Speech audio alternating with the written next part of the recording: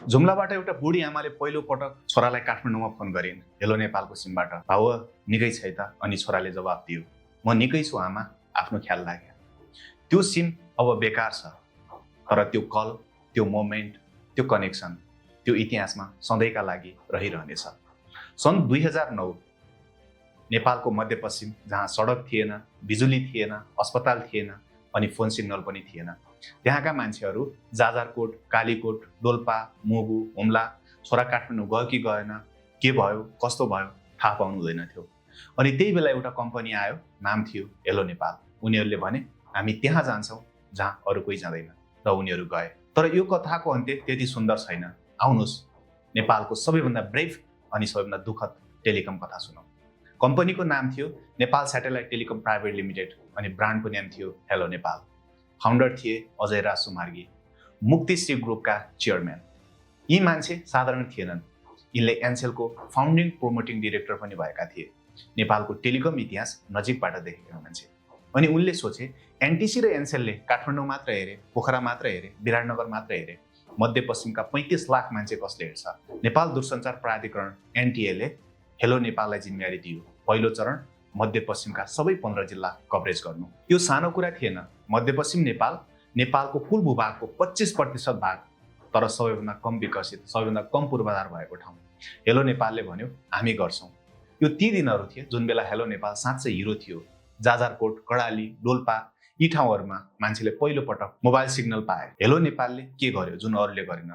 पहिलो, solar power tower, बिजुली नभएका ठाउँमा सोलर इनर्जीबाट नेटवर्क चलायो। दोस्रो, स्थानीय सहकारी संस्थाहरूसँग साझेदारी गर्यो, गाउँका सहकारी संस्थाहरूलाई वितरण साझेदार बनायो। तेस्रो, किफायती मूल्यमा एनसेल र एनटिसी भन्दा सस्तो, किनभने टार्गेट नै गरिब ग्रामीण जनता थिए। मध्यपश्चिम क्षेत्रमा मात्र 1.5 लाख ग्राहकहरू जम्मा भए। सोच्नुहोस्, त्यस्तो ठाउँ जहाँ सडक थिएन त्यहाँ 1.5 लाख मान्छेले हेलो नेपालको सिम राखे। यो डिजिटल रूपमा अदृश्य मान्छेहरूलाई पहिलो पटक देखिने बनाउनु थियो।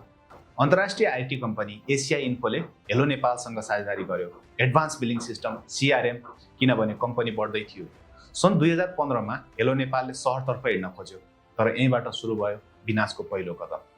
कमजोरी नम्बर 1, पुँजी कहिल्यै पुगेन। पहाडमा टावर राख्नु, सोलर सिस्टम इन्स्टल गर्नु, मेन्टेनेन्स गर्नु, यो सबैमा ठुलो लागत थियो, तर ग्रामीण ग्राहकहरूबाट आउने आम्दानी सानो थियो। हेलो नेपाल सधैँ पुँजीको अभावमा रह्यो। कमजोरी नम्बर 2, सहरमा एक्सपान्ड गर्न एनटिएले दिएन। यहाँ एउटा दुःखद विडम्बना छ। हेलो नेपालले एनटिएलाई भन्यो हामीलाई काठमाडौँ आउन दिनुहोस्, त्यहाँबाट आम्दानी आउँछ अनि हामी ग्रामीण सेवामा टिक्छौँ। एनटिएले भन्यो पहिलो चरणमा आफ्नो दायित्व पुरा गर्नुहोस्, अनि पहिलो चरणको दायित्व पुरा गर्न धेरै पैसा चाहिन्थ्यो जुन सहरबाट मात्र आउँथ्यो। यो एउटा जाल थियो जसबाट निस्किने बाटो थिएन। कमजोरी नम्बर 3, एनटिसीले ग्रामीण क्षेत्रमा एक्सपान्ड गर्न थाल्यो। हेलो नेपालको विशेषता नै थियो हामी मात्र ग्रामीण क्षेत्रमा छौँ। तर जब एनटिसीले 4G एक्सपान्सन गरेर 77 जिल्लासम्म पुग्यो, हेलो नेपालका ग्राहकहरूले छोड्न थाले। किनभने एनटिसीको नेटवर्क बेटर थियो, डाटा स्पिड बेटर थियो अनि हेलो नेपालको ग्रामीण एकाधिकार पनि गयो। सन् 2019 एनटिएले अनुमति पत्र खारेज गर्ने निर्णय गर्यो। हेलो नेपालले उजुरी गर्यो, मन्त्री परिषदसम्म पुग्यो। मन्त्री परिषदले एउटा मौका दियो 1 अर्ब 38 करोड 5 वर्षको किस्तामा तिर्नु। अनि हेलो नेपालले भन्यो ठिक छ हामी तिर्छौँ। तर किस्ता मिस हुँदै गयो। कोभिड आयो। हेलो नेपालले भन्यो महामारीका कारण पैसा आएन। तर यो एक्लो कारण थिएन, कम्पनी त पहिले नै डुब्दै थियो। नोभेम्बर 28, 2021 एनटिएको सञ्चालक समितिको बैठकले हेलो नेपालको अनुमति पत्र खारेज गर्ने निर्णय गर्यो। हेलो नेपालले फेरि उजुरी गर्यो। सूचना तथा सञ्चार प्रविधि मन्त्रालयको ढोका ढकढक्यायो। सुमार्गीले बिन्ती गरे, तर यसपटक ढोका खुलेन। 2021 पछि हेलो नेपाल औपचारिक रूपमा बन्द भयो। नेटवर्क बन्द भयो, टावरहरू बेकार भए, कर्मचारीहरूले जागिर गुमाए अनि सबैभन्दा दुःखद कुरा, ती 1.5 लाख ग्राहकहरू जाजरकोट, मुगु, हुम्लाका मान्छेहरू जसले हेलो नेपाललाई विश्वास गरेर सिम लिएका थिए, उनीहरूको सिममा सिग्नल कहिल्यै पनि आएन। सेवा पूर्ण रूपमा बन्द भयो। हेलो नेपालको कथा असफलताको कथा हो, तर यो पूर्ण रूपमा असफलता भने होइन। यो त्यो मान्छेको कथा हो जसले भन्यो जहाँ अरू जाँदैनन् म जान्छु र गयो।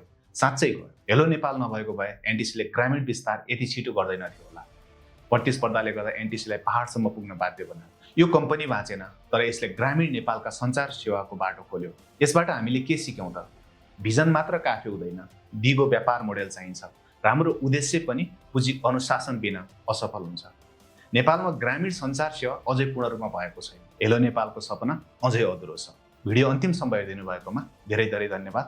भिडियो मन पर्यो भने सब्स्क्राइब पनि गरिदिनु होला र कमेन्टमा पनि लेखिदिनु होला के तपाईँले हेलो नेपालको सिम प्रयोग गर्नुभएको थियो। नमस्ते।